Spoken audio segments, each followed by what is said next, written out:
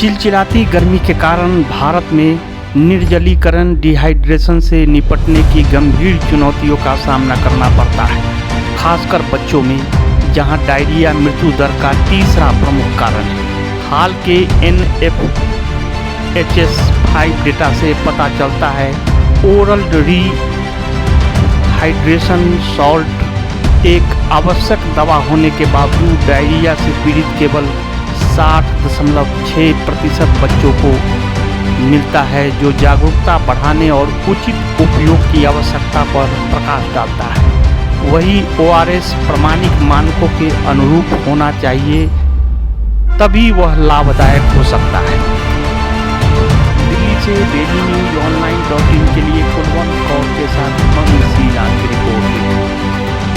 बहुत गर्मी चल रही है, लोगों को डिहाइड्रेशन की बहुत ज़्यादा प्रॉब्लम हो रही है। आपने उसका एक यहाँ पर एक स्पेसिफिक रखा हुआ है यहाँ पर कि लोगों को किस तरीके से समझाया जाए, तो क्या क्या नॉर्म्स हैं, लोगों को पता कैसे लगता है कि बहुत ज़्यादा धूप में आने के बाद डिहाइड्रेशन हो गया है, हीट स्ट्रोक हो गया है, किस तरीके से पता लगता है? फर्स्ट ऑफ ऑल क्या होता है? आपका मुंह सूखेगा, आपकी ज़बान सूखेगी, आपको चक्कर आ सकता है, आपको सर में दर्द हो सकता है, आपकी शरीर में गर्मी महसूस हो सकती है, आपको नौजिया यानी इम्तला हो सकता है, उल्टी आ सकती है, आपकी स्किन गर्म होकर ड्राई हो सकती है, आपकी आंखों में जलन हो सकती है, आपके शरीर में एग्जॉशन हो सकता है, आपको क्रैम्प्स हो सकते हैं और जाके घर पे डायरिया हो सकता है। बच्चों में ख़ास तौर से, बूढ़ों में ख़ास तौर से ये हो सकता है। तो ऐसे मौसम में अगर आप हीट से 10 मिनट से ज़्यादा एक्सपोज हो जाते हैं, आपकी बॉडी का टेम्परेचर 102, 103 और हीट स्ट्रोक के लिए 104 हो जाता है, तो ये संभावना बहुत बड़ी हो जाती है कि आपको डायरिया होगा, डिहाइड्रेशन होगा इससे पहले, और आप एग्जॉस्ट हो जाएंगे और बहुत सीवियर केसेस में हो सकता है आपको डॉक्टर की सलाह और अस्पताल में भर्ती होना पड़े। फर्स्ट ऑफ ऑल क्या प्रिकॉशन है, शुरुआती तौर पर क्या प्रिकॉशन लेना चाहिए? ORS है, घर की बनाई हुई चीज़ें हैं, या किस तरीके से? देखिए, पानी का कोई रिप्लेसमेंट नहीं है, लेकिन हमारे शरीर में केवल पानी नहीं होता है, उसमें इलेक्ट्रोलाइट्स भी होते हैं।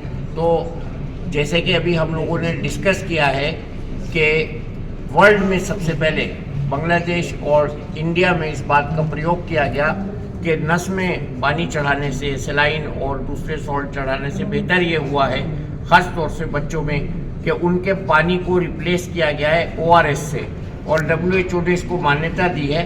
तो इस समय ज़रूरत इस बात की है कि WHO के मानक के हिसाब से बने हुए ORS के पैकेट ही खरीदें, बने बनाए ORS या ORS जैसे जो सोल्यूशन हैं उनको ना खरीदें, वो आपके लिए हानिकारक हो सकते हैं। तो हमारा मैसेज ये है कि आप WHO प्रमाणित ORS के पैकेट और WHO प्रमाणित ORS का घोल लें, उसी को कंज्यूम करें, उसके अलावा कोई ऐसी चीज़ कंज्यूम ना करें। घरेलू अगर आप बहुत ही इस लायक नहीं है उसको परचेज करने के, तो चावल के पानी और नमक का इस्तेमाल कर सकते हैं, उसमें थोड़ी शक्कर डाल सकते हैं। बच्चों के लिए हमारे साथ डॉक्टर पंकज हैं, वो बताएंगे कैसे आप मैनेज कर सकते हैं। क्या क्या प्रिकॉशन चाहिए, खाने को किस किस तरीके से देखना पड़ता है?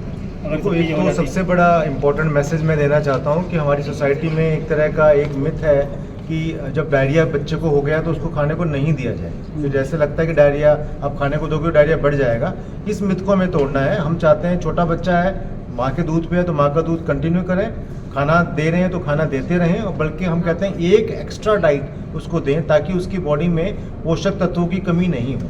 ये हम मानते हैं कि जो बच्चे होंगे जिनको लूज मोशंस होगा उनकी इच्छा कम हो जाती है, तो उसका सोल्यूशन है कि थोड़ी थोड़ी देर में, एक बार में बल्क फूड ना देके थोड़ी थोड़ी देर में उनको खाना देते रहें। उसमें आप फैट की मात्रा बढ़ा सकते हैं, इसमें कोई दिक्कत नहीं है। हम चाहते हैं बहुत ज़्यादा शुगरी ड्रिंक्स ना दें। जैसे आजकल आम का टाइम है और लोग क्या कहते हैं कि अगर आम खा लिया, बहुत शुगरी फ्रूट खा लिया, और आजकल आर्टिफिशियली राइपन फ्रूट्स भी अवेलेबल हैं, तो जो बहुत शुगरी ड्रिंक्स हैं, और बहुत सारे मार्केट में शुगरी ड्रिंक्स मिलते हैं, उनको देने से डायरिया के चांसेस, डिहाइड्रेशन के चांसेस बढ़ जाते हैं। तो घर में जो नॉर्मल सामान जैसे डॉक्टर ने बताया, लस्सी है, आयल का पानी है, शिकंजी है, वो देते रहें, दाल का पानी है, राइस वाटर, ये सब देते हैं।